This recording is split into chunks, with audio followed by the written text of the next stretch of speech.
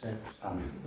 Bem, o que eu quero falar convosco hoje, filhos, é daquele estado que muitas pessoas atingem e pelo qual passam, depois daquele fervor inicial que nos traz a Igreja de Cristo, durante o tempo do catecumenato, damos felizes, não é? Nunca mais chega o dia em que recebemos o batismo de Nosso Senhor Jesus Cristo.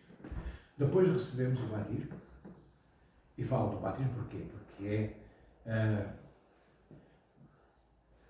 postura normativa que a Igreja requer, digamos assim, para aqueles que chegam à Igreja pela primeira vez.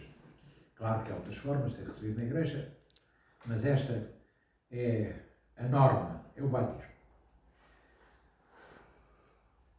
E passado alguns meses, entre o 6º mês e os primeiros 2 anos, o que é que acontece? Esse entusiasmo que nos traz a Igreja, esse fervor inicial começa a esmorecer. E de repente nós começamos a deixar de ir à Sagrada Liturgia, já não vamos todos os domingos. Estar na Sagrada Liturgia começa a ser penoso. Bem, na liturgia e em vésperas e nos demais ofícios. Não sabemos onde é que devemos de pôr os pés, dói de pé, dói de costas, começamos a bocejar, por vergonha tapamos a boca, mas é um enfado. E já começamos, a certa altura, à medida que os meses vão passando, começamos a perguntar-nos porque é que afinal entramos na Igreja? Não é? Porque começamos a ver que a Igreja é exigente. Afinal, aquilo que nós pensamos erradamente, porque talvez no catecumenato não nos tenham dito, ou disseram-nos e ficamos desatentos, não ouvimos, ou ouvimos e não levamos a sério. Ficamos com a ideia de que quando chegamos à Igreja de Cristo está tudo feito. Agora eu tenho paz. Agora o demónio não me ataca mais, não me persegue. Agora, enfim, estou na Santa Igreja de Cristo, eu comungo o corpo e o sangue do Senhor, eu tenho o sacramento da confissão, eu recebi, após o meu batismo, a imposição do Espírito Santo, do Santo Crisma. Bem, eu tenho irmãos e irmãs meus em igreja que têm mais tempo do que aquele que eu tenho em igreja, que me podem ajudar e que ajudam, de facto, boa parte deles. E de repente eu começo a ver que, afinal, entrei na igreja e entrei num mundo de trabalho, de exigência, de coisas que me são pedidas. São os quaresmas, são os jejuns, é a oração, é o cantinho dos ícones, é participar nas atividades do mosteiro, nas atividades da igreja, na paróquia, é não julgar os meus irmãos, é não fazer cara feia, é estar disponível sempre que os meus irmãos e irmãs necessitam de mim e milhões de outras coisas que eu tenho de fazer. Não julgar nem os meus irmãos, nem os meus inimigos, amar também os meus inimigos. Bem, e dedicar um determinado tempo diário à oração, àquele meu encontro com Deus. E eu começo a encontrar cansaço nisso. E à medida que eu deixo que o cansaço se instale, o cansaço vai tomando conta de mim como uma lepra, como uma ferida que alastra pelo nosso corpo. E normalmente acabamos na chamada apostasia. Com o fervor com que chegamos à igreja, com o mesmo fervor, ou até de forma mais rápida e célere, abandonamos a igreja. E começamos a estar indisponíveis. O nosso trabalho começa a assumir uma importância e uma relevância maior do que alguma vez teve. Os nossos compromissos pessoais, passamos a ter uma agenda diária calibrada com a primeira prioridade sobre todas. Todas as coisas, por mais pequeninas que elas sejam na nossa vida, passam a ser de extrema importância e tudo o que é a igreja começa a ficar para segundo plano, terceiro, quarto, quinto. E o que é a igreja são os meus irmãos e irmãs. A certa altura já nem posso olhar para as batinas pretas dos sacerdotes, nem ver bispo, muito menos metropolitas ou patriarcas, ou arcebispos. Já não suporto estar na igreja. O demónio vai amolecendo a minha alma, entorpecendo-a, até que há uma doença que os padres da igreja conhecem muito bem e dela nos falam, que é a chamada acidia da alma, a apatia. A alma começa a ficar indiferente a tudo o que tem a ver com Cristo e a tudo o que tem a ver com os nossos irmãos e irmãs. Bem, isto acontece com praticamente todas as pessoas, não neste grau. Como nós estamos avisados, como eu estou a informar e a avisar e a despertar a todos vós para esta realidade, nós podemos contrariá-la, nós temos a graça de Deus para contrariar esta postura. Como é que nós a contrariamos? Não apetece levantar de manhã para ir à Sagrada Liturgia. Enquanto estou a pensar que não me apetece e a pensar em milhares de coisas, já me estou a vestir, já estou a tomar banho, já me estou a vestir, já estou a pegar a chave do carro, já estou a ir até para o comboio. Chego lá, dou pé, dei perna, dei costa, dei tudo, mas eu fico. Agradeço a Deus por me ter trazido até à igreja, apesar de todo aquele sacrifício, de toda aquela minha má vontade, mas mesmo com má vontade, ao lado dessa má vontade eu pus uma boa vontade, contra a minha má vontade que me levou à igreja. Não me senti bem na Sagrada Liturgia, não como noutros tempos, mas eu não desisto, em função da liturgia, em função de qualquer ofício litúrgico. E depois, não só em função da liturgia, mas há um irmão meu que está no hospital. Noutros tempos eu visitaria esse meu irmão com facilidade. Agora, digo que estou cansado, tenho trabalho na segunda-feira, não posso vir da liturgia de manhã, domingo à tarde tenho que descansar, tenho coisas de casa para fazer, tenho que estar com os amigos, tenho que ver um filme, tenho que ver não sei o quê, preparar a mochila para o trabalho da segunda-feira e não vou. Então, largo tudo e vou visitar aquele que está hospitalizado, ou que está na prisão, ou que não tem comida em casa, ou que não tem roupa. Eu simplesmente vou. E muitas pessoas me disseram ao longo da minha vida que, a certa altura, pensavam que iam sentir a presença de Deus e não sentiram a presença de Deus. Mas quem vos diz a vós e quem diz a mim que nós temos que sentir a presença de Deus? Repito, quem vos diz a vós e me diz a mim que temos que sentir a presença de Deus na nossa vida para sermos cristãos? Sentir a presença de Deus é um dom de Deus.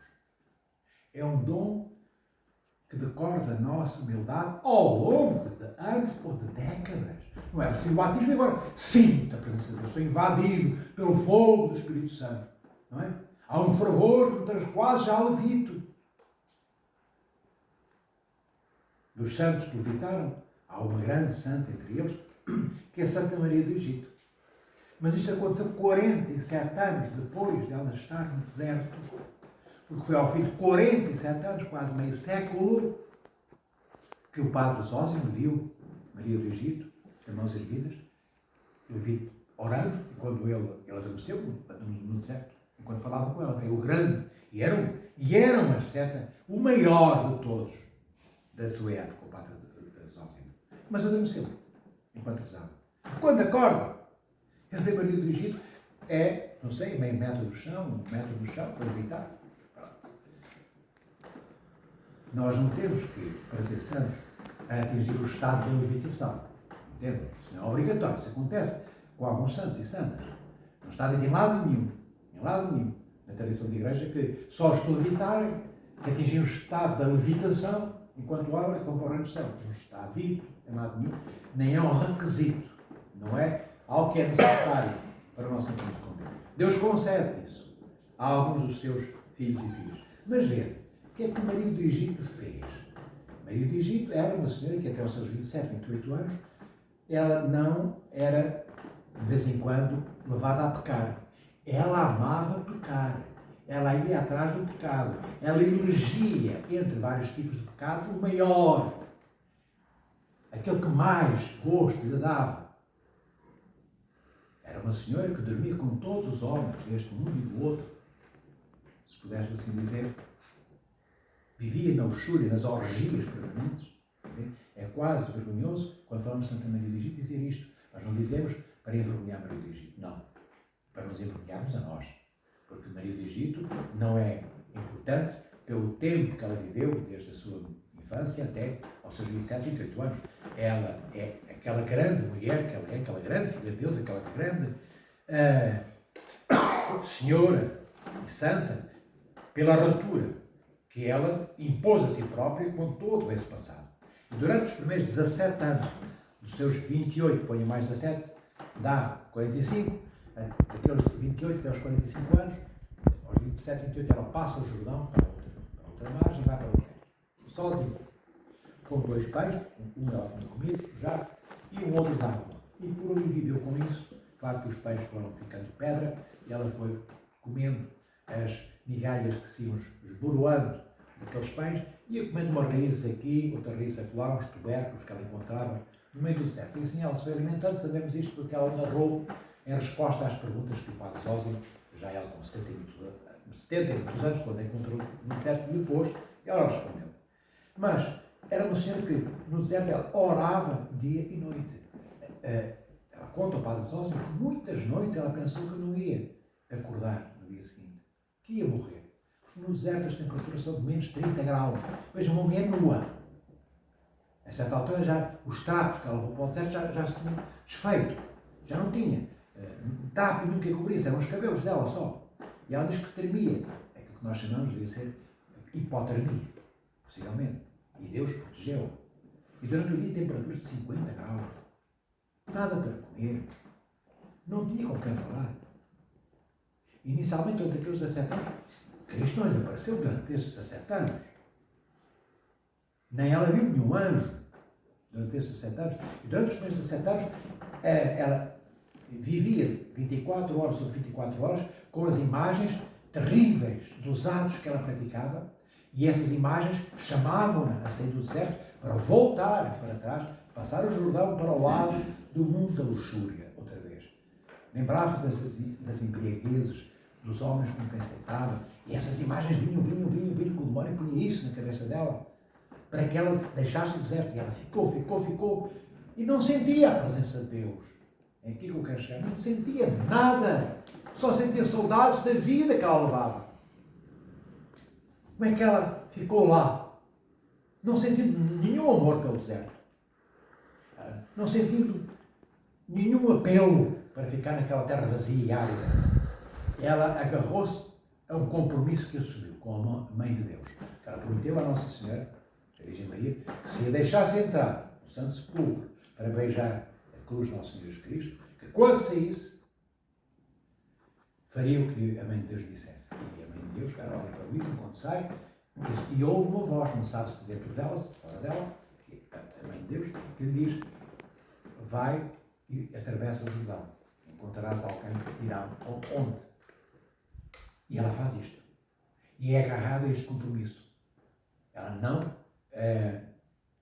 abandona o compromisso que assumiu com a Mãe de Deus. E nós, na nossa vida, filhos, o que é que nós fazemos? Na maioria das vezes, quando agimos, começamos a diminuir a dimensão dos compromissos que assumimos. Cada vez o compromisso é menos intenso, cada vez é menos forte, até chega uma altura, será que eu assumi algum compromisso? Não. Pois não, enganei, devo ter sonhado. Eu não tenho compromisso. Então, eu apago os compromissos que assumi com os meus irmãos, com o meu pai, com a minha mãe, com Deus. E então, para quê? Para me sentir livre de não ser culpado ou culpada. De poder ir para onde eu quero, porque, ao fim e ao cabo, eu não fui um traidor, eu não fui desleal. Afinal, eu nunca assumi compromisso com ninguém.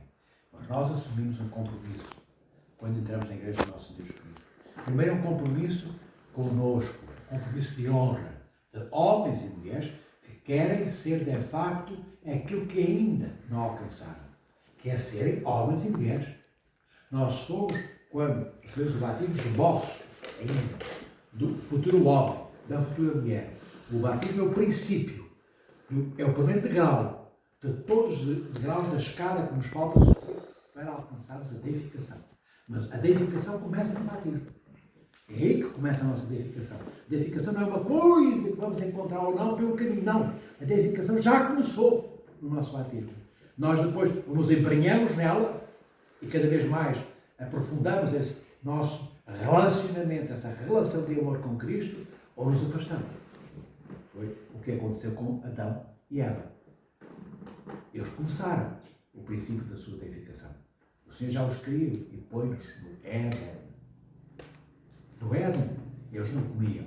No Éden, eles não tinham relações íntimas, marido e mulher. Fala no momento em que Eva já passa a existir com Adão. Por exemplo, tem só relações íntimas depois da queda. Porquê? Porque é necessário. Porque eles estão sujeitos à morte. E para que haja tempo, para que o tempo de Deus aconteça e o Filho de Deus, o Verbo encarnado, possa encarnar e assumir a natureza humana, é preciso que haja natureza humana para o Verbo assumir. É preciso que haja um vento terreno onde o Verbo de Deus possa um dia repousar, que é o vento de Maria. Não é necessário. São necessárias as relações matrimoniais, desde a expulsão de Adão e Eva do paraíso, para que haja continuidade. Há morte e há finitude pessoal, mas há continuidade e uma imagem já da eternidade e da imortalidade na geração.